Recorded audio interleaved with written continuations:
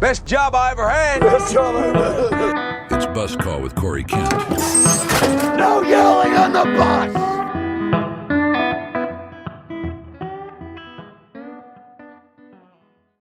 Right on. Mack Terrance Sr. Yes, sir. Senior. Yes, sir. Okay, my first question is, at what moment do you become senior? Do you have to go through a legal name change, or is that just like you just start saying it's senior? Now you have to bear full fruit. So once I had my first son, which was my first child, he definitely was going to be a junior. So is that like a family tradition thing, or? No, not really. Cause my dad's name is Mack, but we share separate last names. Okay. So my mom was determined that I keep her last name and keep the Terrance legacy going. Yeah. But my first son, became a junior, which is Mack Jr. So. Right on. I think that's so cool, man. Like in a lot of cultures, your name changes when you have a son. Like, that's not like something that Americans do super often anymore. You know, it's but it's like a badge of honor. You know, in a lot of cultures, and I think that's really cool. And you know, that was the beginning of pretty much like my coming home part of me coming out, and pretty much being determined to build a legacy. Mm-hmm. So I want that name to carry on and live forever. Yeah. And your mom's maiden name? Yes. Your mom's maiden name. See, that's actually something we have in common. So like I go by Corey Kent. Right. That's on my mom's side. The firstborn male gets the middle name Kent. Okay. So my name's actually Corey White, but I go by Corey Kent because it's also a way to pay tribute to my mom's side of the family. Right. And you know, my son has my last name, which is on my dad's side, but he also has the middle name, which is from my mom's side. I think names are way more important than we give them credit for. Right. You know, it's like it, and then like, I mean, in the Bible, they're super important. Tell you who you are, what's your, you know, the phase of life that your parents were in, or what they were believing for, and so I think that's really cool, man. Right. So what are your kids' names? Mack, Macy, Major, and Milan. Right on. So awesome. Mack's pretty much Italian for leader, and my name is pretty much the opposite of yours. I have my dad's middle name, first and middle name, Mack Allen. So yeah, my mom was determined to keep that last name though, by any means necessary. Yeah. So she raised you. Yes. Yeah.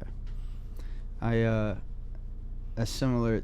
My dad and I are really close now. We had a period of time where we weren't, and my mom raised me in a lot of ways, and I spent most of my time with her. And but man, single moms.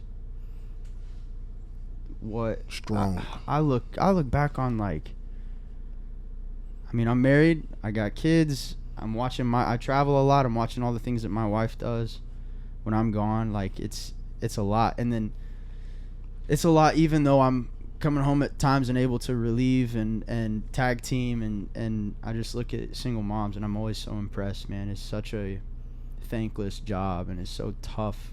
Like I don't know how anybody does it, but there are a ton of women out there that do it and create great men out of that, and most definitely it's amazing. That was one of my mom's biggest pet peeves is was making sure that she raised a respectable and honorable young man who had principles and morals, but not just for me, for every other kid that was around me who had a single mother.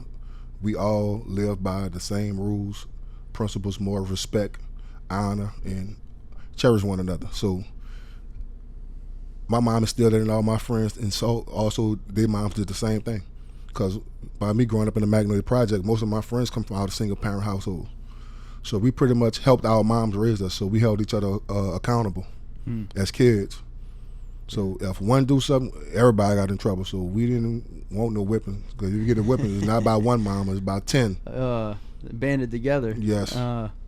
It does take a village, man. Like I'm learning that obviously with how much I travel. You know, I've got great family, got great support system around my kids, and I don't know that's part of why we had our first little girl in Nashville. We were living in Tennessee. I was like chasing the music thing, and it wasn't working, and I ended up losing my job as a songwriter, like right after we had our first baby girl. Ooh, man. Horrible timing. Like the worst time you could ever lose a job, right? And, Right. And my wife didn't work because it was always our dream to have her stay home with the kids and instill the things that we wanted in our kids, and so we ended up moving to Texas to be closer to family, and man, it was the best thing we ever did. Need a support system.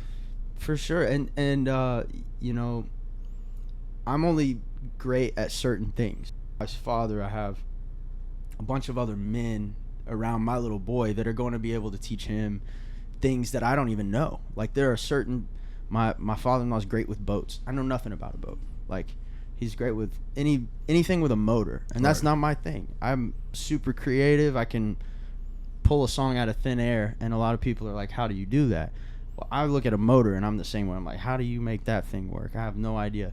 But it's great to see like a village of people raising a kid. Right. And That's what it takes. Yeah, and it makes them more well-rounded too. And you have a bigger world view too. You have a lot of different people speaking into your life. Right. You know, it's just give them a different aspect and a different views from different people, from lived experience. So, like you say, I know nothing about cars. I know how to keep them clean. I know when they need an oil change. But when it comes to fitness, the science of it, I can break it down. Yeah. Instantly. That's my thing. That's my passion. That's my purpose. That's what I love to do. Anything else outside of that, I'm pretty much good at carpentry and plumbing, but I'll call somebody to take care of the job. Because that's not my passion or my purpose. Yeah, yeah. So was that always like a natural thing for you? Like you just it clicked, the fitness side of things. You kind of understood it, or you learned a lot about it at some point. Well, it pretty much was natural because my mom and my dad was phenomenal athletes. My dad played collegiate football. So the working out part, my mom always played sports, even throughout my upbringing. So she always kept herself in shape. She always ate well. So that part was natural. It wasn't until I was incarcerated that I really got into fitness and got into the science and the blueprint of how our makeup works and how everybody's body is different, how everybody's genetic makeup is different. Right. You can have two twins, identical twins. They both, the same thing not gonna work for both of them. So we have to find out what works for you and find out what works for you. Yeah. So I fell in love with that part of it. I'm on my own journey right now. I'm learning a lot, and I feel like I always had a super extreme relationship with fitness and everything. I grew up wrestling, and after I moved to Tennessee, I got into CrossFit for a bit, and was like the only results I ever got were being super extreme. Go ahead. It was always super extreme, and it wasn't super sustainable, anything that I was doing. Like I would go in spurts of, I ran cross country, so you're talking about running, 10, 15 miles, and everything I did was in seasons of being like extremely disciplined and then extremely not disciplined. And with food, with exercise, with all that stuff, and now I'm relearning, all right, how do I create a lifestyle that's sustainable, that I enjoy, that also yields the results that I'm going for and everything. So I've been learning a lot, but I'm sure you could take us to church on some of this stuff, man. Yeah. And I want to know, like you said, your parents are athletes, right? They were natural athletes and they took care of themselves. How much of somebody's appearance and ability do you believe is genetic versus, you see guys that can like train, they'll train and be able to increase their vertical to an insane amount, and they claim they can do that with anybody, but sometimes I see people and I'm like, this guy's not gonna have a good vertical, no matter what. Right. I mean, genetics is powerful. Yeah. So for me, sports was easy for me because of my makeup. I'm talking about no problem. The toughest thing I ever did sports-wise was boxing. Okay. That. And you were what, a kid, or is this? This is as an adult. Okay. So I can breeze through baseball, football, basketball, tennis. Boxing had me second guessing, do I really want to do this? And this was the conditioning part of it. I'm like, wow, nah. Yeah, you have to be different. Different level, man. That was the hard. I mean, I've never. I guess I've done boxing training, but never gotten in the ring. But wrestling, 3 periods of wrestling was the most exhausting thing I've ever done in my whole life. Like I remember when my coach in high school, everybody was complaining. It was a 4-hour practice, and we were all just exhausted. And he was like, again, and we were like, come on, coach, like we don't have anything left. And he goes, remember this moment right here. Preparing for war. He goes, everything you do for the rest of your life will seem easy when you think about this moment. And I literally think about that moment all the time when I'm doing something I don't want to be doing, or I'm exhausted, or I'm tired of being on the road, and I think back to that moment, I'm like, it's still easier than that. Like it was a powerful mindset tool. It was stamped in my mind forever. But man, so you do think that there's definitely genetic components to it, but indeed. like, how do you go about finding out what works for somebody versus what might work for their twin, like you said? How do you go about that? Well, starting with their blood type. So dealing with my clients, I have everybody visit their doctor to get their blood type. So if you're O positive pretty much can eat anything they want to eat and still be able to burn fat off easily. Okay. So they have the most exclusive blood in the world. So it's pretty much It's like Chad Ochocinco eating McDonald's. You think he's Right. O blood type? probably so now what we have to do is say, if you run track and you don't want to dehydrate, you don't want to cramp up, what do I put in my body? So there's science to show if you put this in your body because you run a track, this will stop you from cramping up because of your blood type. If you want to work on your vertical leap, you want to get faster, you get faster, you automatically jump higher. This is your blood type B, this is what you need to eat to do that. It's science, and it works every time. Well, it makes sense too, because we're so advanced in so many areas, right? We got cars that drive themselves. It's like it's kind of like ignorant to think that we don't have the kind of science to go, okay, here is everything that we know about you, and here is where you're trying to go, and we can deductively reason that XYZ implemented your current state equals where you want to go. Right. But it's like the fitness industry seems so it's a lot of gimmicks, right? Yes, It's like yes. we want to give you part of the answer. We want Right. to there's very few people out there that are trying to give you the entire answer, because I feel like, maybe I'm wrong, but it seems like if we give everybody the entire answer, then a lot of the industry goes away. Nah, I'm giving out the answers because, like I tell my clients, most of my goal dealing with my clients is I want you one day to be able to be a fitness instructor. Because once you fall in love with taking care of yourself and watching your body transform, other people's going to be motivated by that, and they're going to want you to do the same thing that I'm doing, how I'm helping you. So most of my clients become trainers because of the results they get and the feedback they get. And when you passing on knowledge and you can go pull up in black and white and read it yourself, like, wow, why nobody been telling me this? Because it's a money-making industry. Yeah. If I tell you this, how long am I going to have you as a client? Yeah. I mean, it's like in the Bible, you're teaching men to fish. You're not just feeding, you're not catching a fish and giving it to them. You're like, let me teach you how to fish. Exactly. That's awesome. Fitness is my ministry. That's how I connect with God people. So, like I said, it's my purpose. So I was called to do this. So when I'm training people, it's more of me, my motivation is I use more scriptures, Bible scriptures, than anything, because I gotta remind people what God said, who they are. So in that moment you feel defeated, I have a scripture for you, and it come right then. It's nothing I have to think about, because like it's in here, right? And even with my workouts program, I don't have anything written down. So day to day, I don't know what I'm gonna do, but when I see you, God give it to me, and we go, and it worked. What would you say to somebody that's like that walks into your space and starts working with you that doesn't believe in the same way that you believe? Have you ever had that? Or how does that encounter go? Yes. First of all, I have to remind them who God said they are, and that they can do all things through Christ. So once I tell you that every day, constantly, Every time you doubt yourself, I remind you who God said you are, and that you can do all things through Christ. You gonna start believing it, and once you start believing it, you can't lose. So, like I fill my people up with scripture all day. You had anybody push back on that and go, hey man, like I'm down for the training and the nutrition advice and everything, but you know, maybe. Nah, I love that, man. Nah, I mean everybody except it's how I communicate with people, how I deal with people, because I understand that it's my ministry, it's my calling. So if you in a space with me, you was automatically sent by God. When he sent you to me, you was broken. It's my job to help him put you back together. Yeah. So I do that through physical fitness. And it's interesting too, like when I've been in this situation a handful of times and I've watched it play out a lot, and I've never seen I've never seen it happen.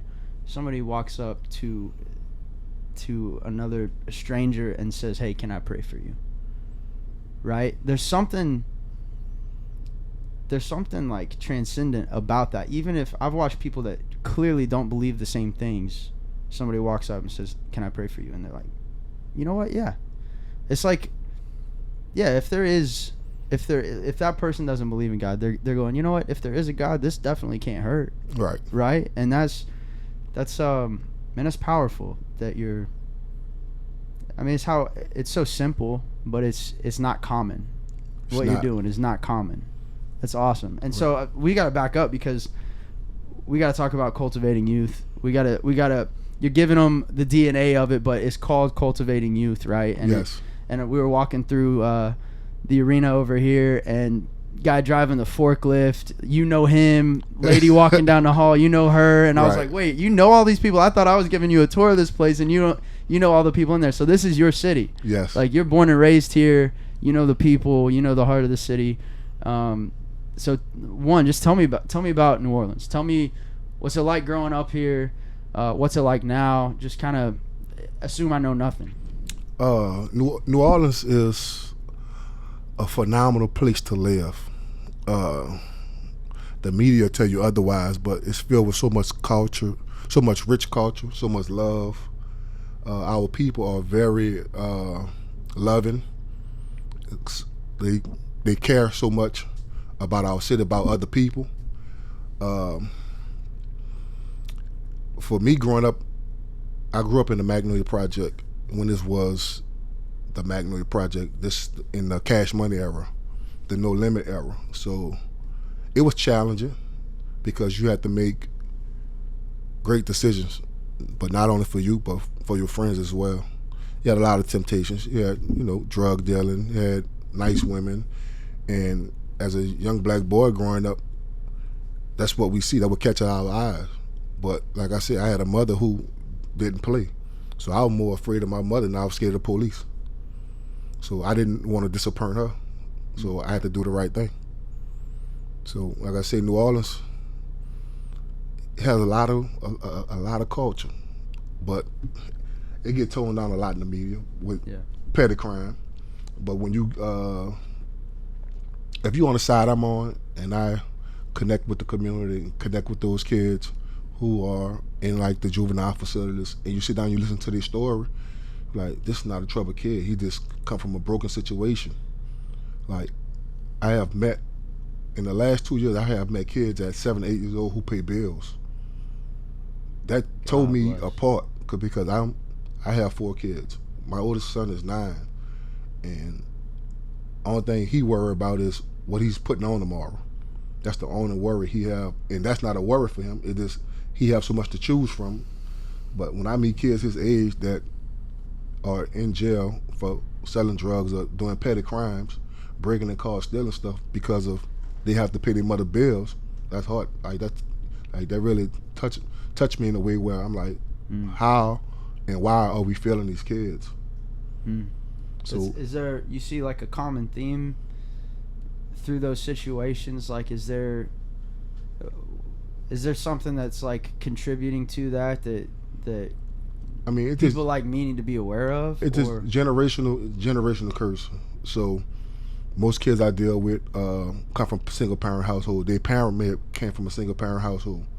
So their mother may feel as though they didn't have a support system or they didn't have no one to do for them. So why should I do for you? Like, you got to get it how I got it. So this is what kids tell me. Like, as a parent, we all want better for our kids.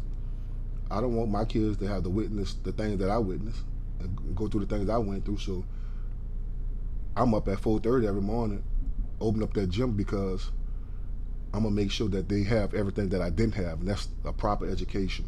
That's a roof over their head. That's the proper food they're supposed to eat, and other things like that. So as a parent, I don't see how people tell their kids that.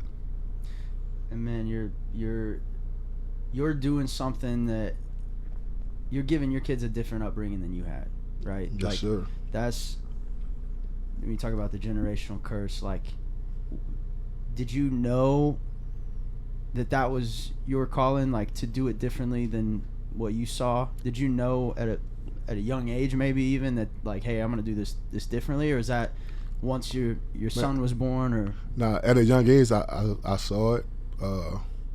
I remember sneaking out the house one Sunday and going to church, and I put on my school uniform for some reason. I didn't have church clothes. Put on my school uniform, went to church. When I came back home, my grandmother was looking for me. She had a switch. She was like, "Where you been at?" I'm like, "I went to church," and I joined church. She was like, "Well, if you join church, you got to go every Sunday now." I'm like, "All right, cool." But me going every Sunday led my friends and their parents to start going to church. But me being young, I really didn't understand what God was doing. So, just living life in and out, I always struggled with identity. I didn't know who I was as a person growing up. So I struggled with Mack, the student athlete, and Mack being from the Magnolia Project. So I didn't know how to distinguish the two.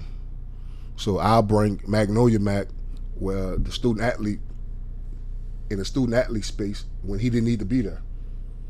So I struggled with that, and that led me to making a lot of bad decisions. And I want to get into that because obviously a big part of your story is incarceration and Yeah. how that changed you. So what events, tell us about that. What was the event, but also what led up to that moment? Because I'm sure it wasn't just one. Maybe it was wrong place, wrong time, or whatever. But what led to that moment? It was a little bit of both. My freshman year in college, my mom was diagnosed with bone marrow cancer. So, how I was raised as a black man, a black boy, we were taught not to cry. We were taught not to talk about our problems or what's bothering us. So I didn't seek counseling. I just dealt with it on my own. And I was away from home. So I think it was the first week of school. One of my teammates was killed at a club the first week of school. Someone shot him in the back of his head. So me being from New Orleans, everybody from New Orleans, what we do, we come back home, we get guns. We go back to school, continue on with our education, continue on with playing football. Probably a month later, a guy put a gun in my head, and one of my friends from here out the Fifth Ward, Darren Bell, he hit the guy. Guy dropped the gun. Guy picked the gun up, shot the gun. 4 of my friends were shot. 2 of them was in critical condition where the bullet had hit a man's artery. And this was our freshman year. All this happened in a 1 month span. So us with the New Orleans mentality, like, we can't go out like this. But I'm still dealing with my mom having cancer. So I end up leaving college that next semester. I had to come home, work 3 jobs to help my mom pay for her treatments. Because what we learned is if you have a job, you have a 401k, you have a savings, you can't get government assistance to get cancer treatment or anything like that. You have to use your own money. Really? So so they drained my mother's account out of like $80,000 just the first year. So I came home, I worked 3 jobs to help pay for her chemo, pay for stuff like that. She ended up passing away August 29th, 2004. It's a year before Katrina hit, same day. So one of her goals was for me was to go back to school and finish playing sports. So I returned to school during that summer. I went against my own judgment. So I had a thing where on Saturday nights I stay home, clean up, cook, and get ready for church the next day. This particular night, one of my friends called me to the club. She was having a problem with her roommate. She needed somebody to talk to. So I go meet her. Then as I'm leaving the club, my homeboy called me because around this time we were running the club. Well, I owned the club. When my mom passed away, she left me a large amount of money. So I wanted to, get a club where everybody can make money. We all come from single parent households. That take a strain off everybody's mind. So as I'm leaving the club to go sit down, we were going to the Waffle House. A guy hit me in the back of the head with a gun. So when I fall to the ground and look back, I see he have a gun in his hand. So I had my gun on me. I pull my gun out while I'm on the ground. He get up, try to run.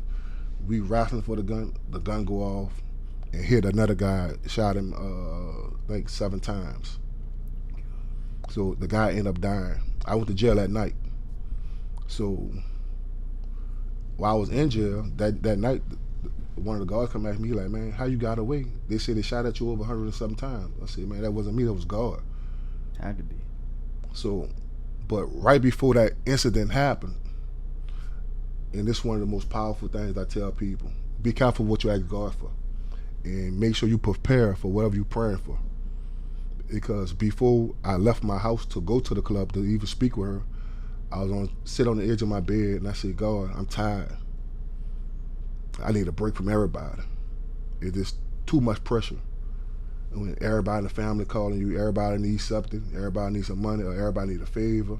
It just was too much pressure. At the time, I'm 21 years old. I'm still trying to deal with. I just lost my mom too. And I said, God, I need a break. I just need a vacation away from everybody. An hour later, I was in jail.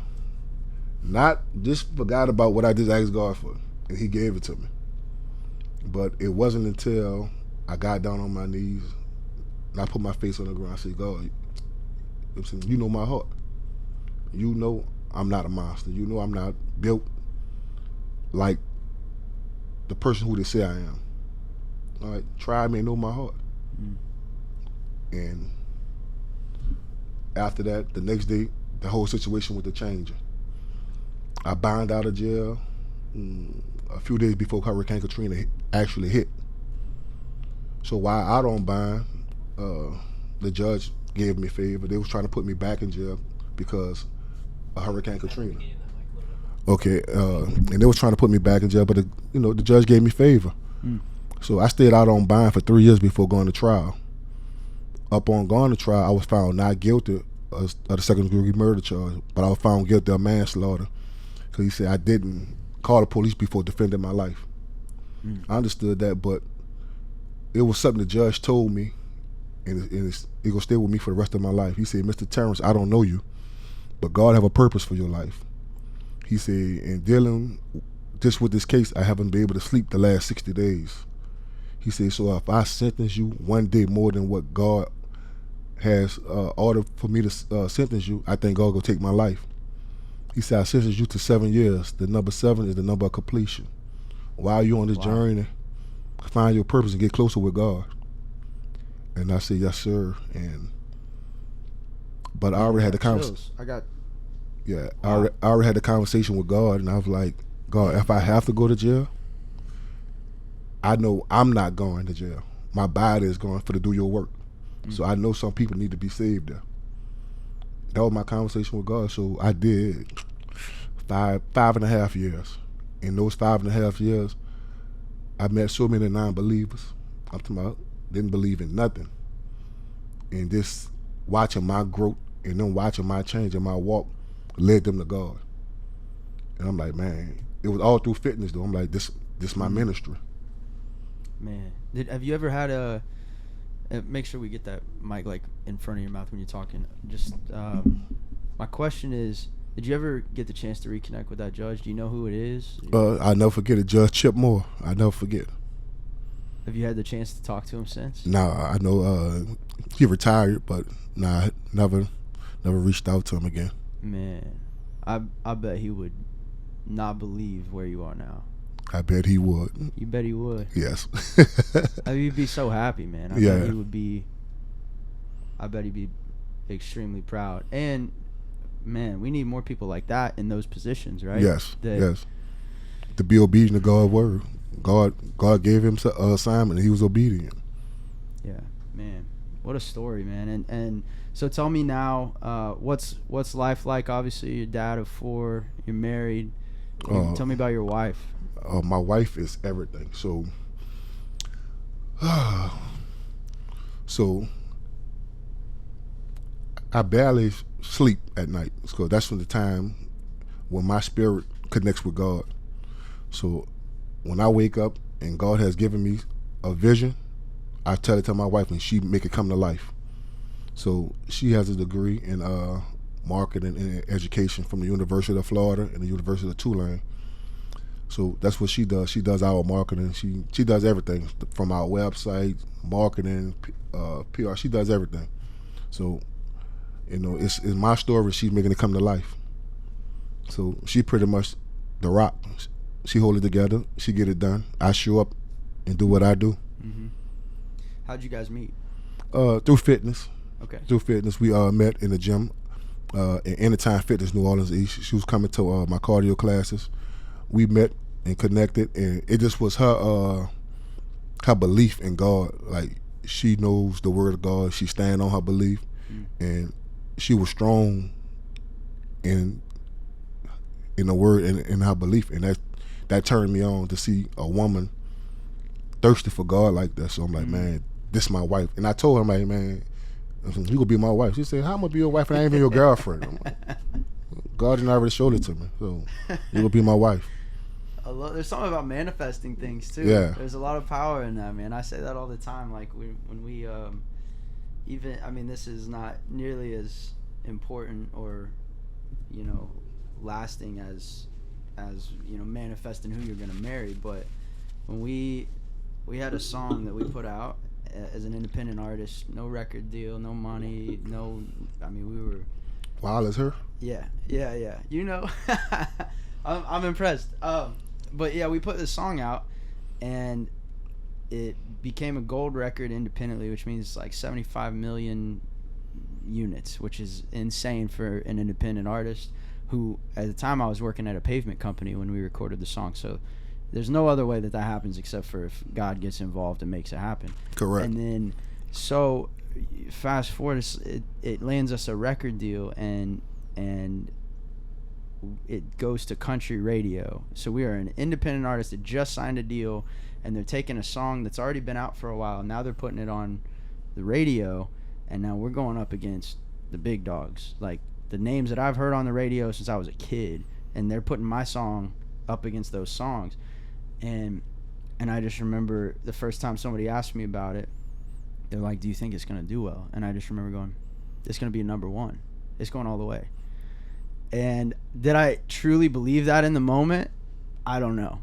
But I knew that if I didn't believe it, nobody was going to believe it. Exactly. And so we got all the way to the week that it was predicted to go number one. It was sitting in the 5 spot, and our team was going to push really hard to get it to where it needed to go. And the most viral song from the biggest country artist was sitting in the 2 spot. And I got a phone call from the CEO of the record label, and he goes, hey man, we've done pretty much all we can. I just want to be realistic with you. I'm not sure that, I don't think this is going to happen, and I want you to brace yourself. Like, we had a good run. And I remember just thinking back to that moment, I was like, no. Me and God, we had this planned out. Like, this is going to happen. I know it's not looking good, but I in that moment, I went, listen, we got to rally the troops. And I called every single person and texted every single person on the team that was in charge of getting that song up the charts. And I said, I don't care how we do it, and I don't care where we land. All I care about is how we fight until the last second. Correct. And we fought till the last second. I got a call at midnight saying we had the number one song in country music. And it was a party. We were in a red van called Rooster, popping champagne on the top of the van. And I just remember that was really like the first time that I'd manifested something that was crazy and bold and watching it come true. And I went, okay, I think there's 2 kinds of people then. I think there's the kind of people that believe you can jinx something, and then there's the kind of people that believe you can manifest something. Correct. And so I'm not afraid to speak it anymore. I say crazy things that my team, they're like, whoa, hold your horses, calm down. Like, maybe don't say that, don't go that far. And I'm like, man, if I'm not saying something that is scaring me, then I'm not thinking big enough. I'm not dreaming big enough. And Right. and I think that's amazing, dude, that just to have the vision and manifest like, hey, I'm going to marry you. That's awesome. And it Right. worked out 4 kids later. Right. I mean, I always tell people I find my times at times just driving around the city and just crying tears of joy, because when you actually see God manifesting in your life and the things He telling you coming to pass and it's happening, when nobody, like when I came home from prison and I told my family what I was going to do, everybody like, what you know about fitness? What you know about this? I said, go get a job. Go work offshore. Go. Like, God didn't tell me to do that. That's what you want me to do. God had already showed me, and this is what it is. I'm going to be obedient, and I'm going to do what I need to do for God's people. You don't have to believe it, but months later, those same people was calling me. Hey, I need a workout plan. Hey, I need this. I need that. yeah. I need help losing this. We have to understand as people, when we dealing with God, it's a one-on-one situation. You may not like how it look. It's not meant for you to like how it look. I know God gave it to me, and I'm going to be obedient to what He's telling me. You don't have to be obedient to what I'm giving you, what He told me about me, but just watch it manifest. And you going to know it's God, because I already told it to you. Where do you feel like, because I know that there's a lot of people out there, and I'm sure you've been in this phase too, where you're just like, man, I'm not hearing God in the same way. I'm like the season where you're like, man, I'm praying, I'm not feeling like I'm getting any answers right now. Where do you connect with God? What do you do in those seasons where you feel like it might be a little tougher to connect than others? Oh man, so last year I was spiritually dehydrated, and It's a good term. That's a good phrase. And I connected with my pastor now, Pastor Jonathan Everett of Rock of Ages. I connected with him. I reached out to him on Instagram, like, man, I invited him to come work out, and he told me, I prayed about it. He said, then I called around to check, because I don't just go to any places. I sent my security team around there. I called the streets. Everybody like, man, dude legit. He's solid. He's a stand-up guy. So he showed up. But what I was missing and what he brought to me was accountability. I wasn't praying. I wasn't fasting like I was before. So it was like a disconnect between me and God, because I wasn't doing the things that got me to where I was. And He just helped me bring that back to life. So now my prayer life is better. I fast more, and I spend more time meditating and reading and filling myself up. So the more I fill myself up, the more I can pour into my community. Mm-hmm. So it just, I was missing the me time. Was that because life had gotten comfortable, and you kind of felt like things were good and you're in a rhythm, and maybe... I won't say comfortable. It's just when we started cultivating you, it wasn't about us, and we didn't anticipate doing as much community work as we was doing. Okay. So like the first year, the first 2 years, I probably went like $80,000 in credit card debt. And when you marry with 4 kids, my wife like that's the vacation money, that's just that. But I'm like, yeah. It's no joke. I'm like, yeah, but we got to hang in there, because these kids need us. Not talking about my kids, the kids that's in the community. The community need us. So once she was able to see God working and understanding how we were touching people's lives from testimonials, and people always say, like, why you don't share that stuff? Why you don't post it? Because I'm not in this to exploit people's weaknesses. Mm-hmm. I love what I do for real. I love God people. So everything not meant for social media. Some of these situations is too heartfelt to post. I can't do that. So you can keep your views, you can keep your likes.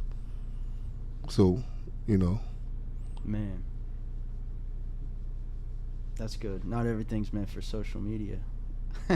I hate social media so much, man.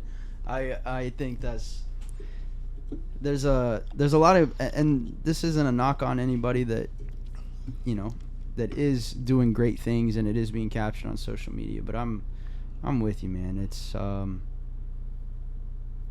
some of those stories are super personal too, you know? Like some of those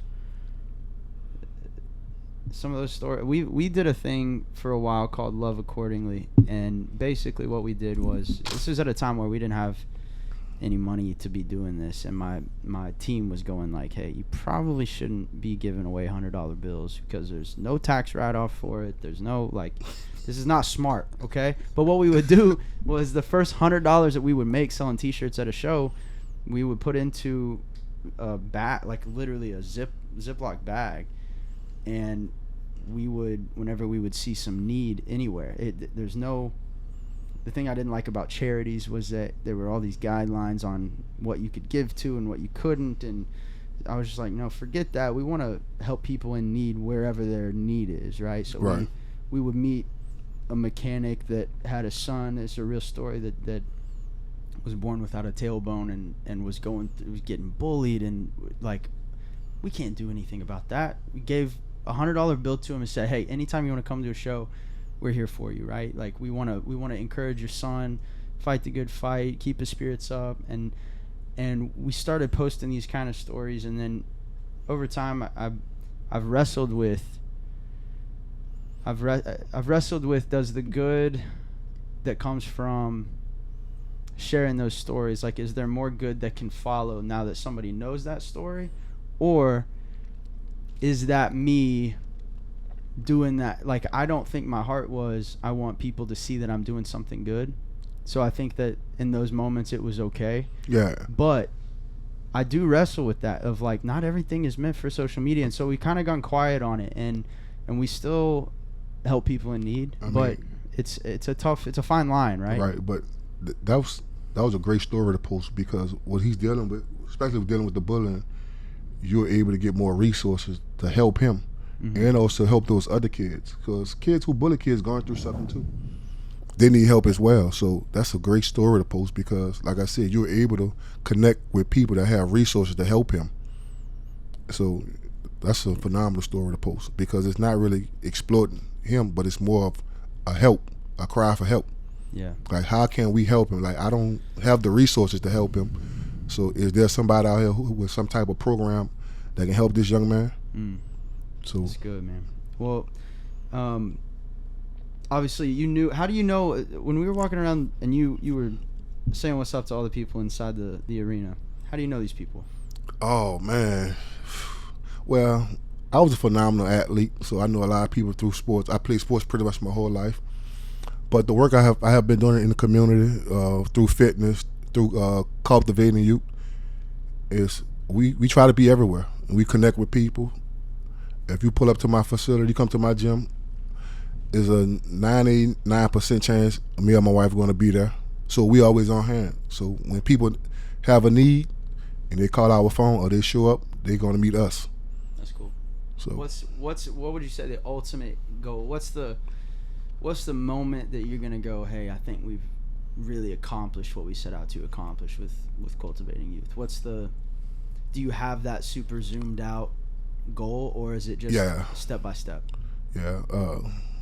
My ultimate goal is to have a cultivating youth in every city, in every community that has a need, in every community where there's poverty at. So that's my ultimate goal. But for to feel like that, I think I won't be happy until cultivating youth right now is in every neighborhood in New Orleans. I want a facility in uptown, downtown, East Bank, West Bank, because our kids have so much potential. They just need the resource. They need the help of the community, of people. Like, if I would have had me growing up, a mentor, somebody who held me accountable, I know a lot of dumb decisions I made I wouldn't have made, because kids look forward to smiles. Like, if I tell you that you're brilliant, you're smart, and I believe in you, you're not gonna want to let me down.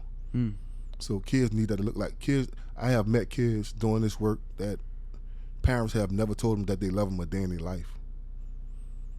So just me pouring into you and tell you I believe in you, that sends you over the top. Like, you'll run through a wall for me. So, like I said, if I would have had a me growing up, I know it would have led to me making better decisions. Yeah, man. So okay, I asked you before we got on the bus. You ever been on a tour bus? Yeah. And you said, yeah. I've been on a few tour buses. Yeah. So I want to get to that, but I want to ask you, like, I think your story is extremely powerful and fascinating in a lot of ways. Now you've got 4 kids. You're a father. You're helping out. I mean, you're fathering a bunch of kids, right? Like, there's a bunch of kids that are not your biological kids that are looking up to you in a father figure way. How do you balance being father first and foremost to your 4 kids versus the need that you're feeling, the pull that you're feeling to be extremely involved in all these other kids' lives? Like, is there a common theme there? Are you raising your kids the same way that you're pouring into the kids at Cultivating Youth, or is there a difference there? Or? Yeah, so that was pretty much the purpose of us opening up our own gym. I was training a lot of single mothers, so we wanted to create a space where parents could bring their kids as well. So my kids are into sports, music, gymnastics, but they spend a lot of time at the facility as well.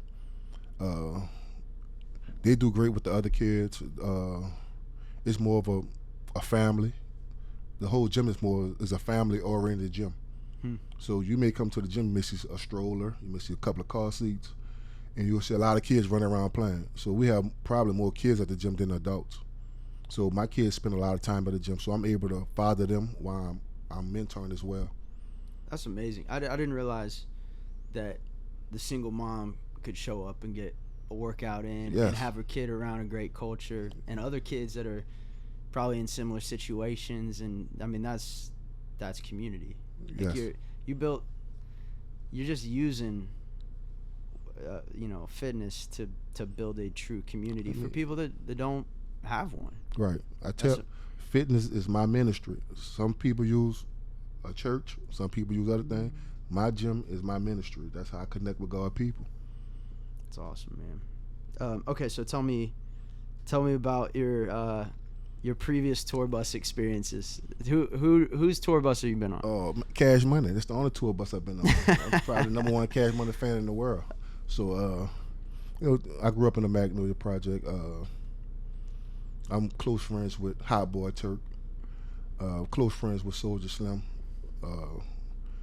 Me and Juvenile used to play basketball against each other a lot. But the day Turk signed with Cash Money, we actually was sitting on the porch together when Baby pulled up, and he went rap for him. He came back, he was so excited, like, man, I'm about to go to the studio. Everybody gave him dap, and the rest is history. So when they went to making moves and shooting videos, Juvenile shot his first video, in a courtway where I live at, where we play basketball at every day. So around this time, my sister was dating KC, so he used to always bring me on the tour buses, give me Cash Money hoodies and windbreakers. So I was going to school in the Calio. So me wearing this stuff to school in the Calio, and I got the Cash Money No Limit stuff going on. I was head first behind Cash Money. That's awesome.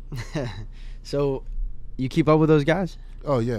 What do they think about what you're doing now? The work you're doing? They love it. They love it. I mean, especially where we come from, because they have a story too. So, they love how I stay connected with the community. Yeah. That's awesome, man. I'm going to hit pause and reset. No, we're good. You're good? Yeah.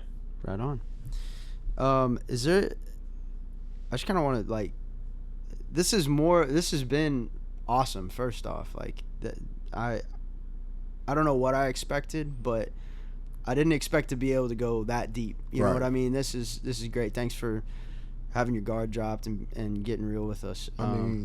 We're still figuring this out too. Right, and I'm in a space in my life where I'm trying to help more men be more emotional and be more open. It's okay to be emotional. We was raised and we was taught not to cry, not to be emotional, and that's a bunch of crap. The more emotional you are, it's easier to heal. So what point in your life did you come to that realization? Like, what impacted you to go, you know what I was taught as a kid, I think is wrong. I'm gonna make a change. Did you have Were you seeing a counselor? Were you seeing a therapist? Did you have a mentor? Was it just reading scripture? What was the change? I had I was seeing a therapist, and I was struggling with like my relationship with my wife, because I was raised by a strong single black mother. But me going to therapy helped me understand that why is she married to me if she have to be a strong single mother, when a strong wife or a strong mother when she have me. I'm the strength. Interesting. So Okay. it helped me to be more vulnerable to her and her needs, and me understanding that she not my mother, not for as her taking care of me, but she don't have to go as hard as my mother went, because my mother had to do that. So my wife don't have to do that because she have me. So I carry the burden. I make sure certain things are done that she don't, she shouldn't have to worry about. So that was a big part of my marriage that really helped me understand what marriage is and what a man part in the marriage is, and how we need to be more vulnerable and more emotional for our women. Like, we need to help soften our wives up, because my wife was raised by a single parent, but her mother later on married, but she was pretty much raised by a single parent. So we both was learning. Yeah. But the more I became more emotional and more vulnerable, it helped me to be more transparent and more, talk more about my needs and about how I can help her, and how she can help me. Man, that's great. My wife and I kind of struggle with that same thing. Like, in a lot of ways, with how much I have to travel right now, and we're building a business from the ground up right now. Like, 2 years ago, we're playing shows for $150 and losing thousands of dollars every night, not sleeping, getting in the van, driving 8 hours to the next show. Like, we've come a long way in just a couple years, but we're building a business, and it's got all the guys on payroll, and we got responsibilities outside of just me taking care of my family. We got 10 other families that we're growing this thing for, and helping them achieve their dreams and stuff. And with all that comes a lot of separation between me and my wife in terms of how much time we get to spend together. And that's the toughest part of the job for me, and what we're fighting so hard to excel faster. The reason that we're trying to get where we're going as fast as we possibly can is to get a lot of our time back. Right. And with that, though, comes that struggle of, like, she does feel like she's got to be strong.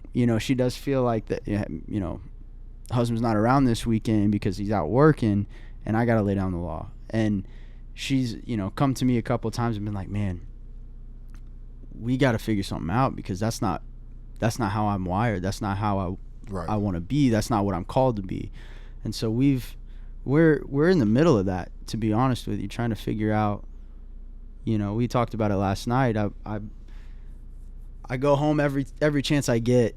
It costs me a lot more money, and it's not the greatest thing for the bottom line of the business, but I'm like, 20 years from right now, I'm not going to miss that $500. I'm going to miss that time that I missed with my kids or my wife. So, like, yesterday, flew in and got there at 5:30, and I had till 11 p.m. with them, but we got the time together. We started talking, and we were like, all right, what does this balance look like? I saw that you had a chance to watch the sunset. Yeah, man, it was beautiful. It was awesome. My kids we're trying to point out the truly beautiful things. You know what I mean? And small things. Like the things that we take for granted. We just moved out to a place where we actually watch the sunset. Yeah. For so long, we lived in a place where you couldn't see it, I mean, that's a amazing new thing in our lives, a big blessing of just our kids are outside all the time, and they're catching animals and riding dirt bikes and just being in God's creation and watching sunsets. But it's we got to have that conversation last night, my wife and I, about, like, what does balance look like?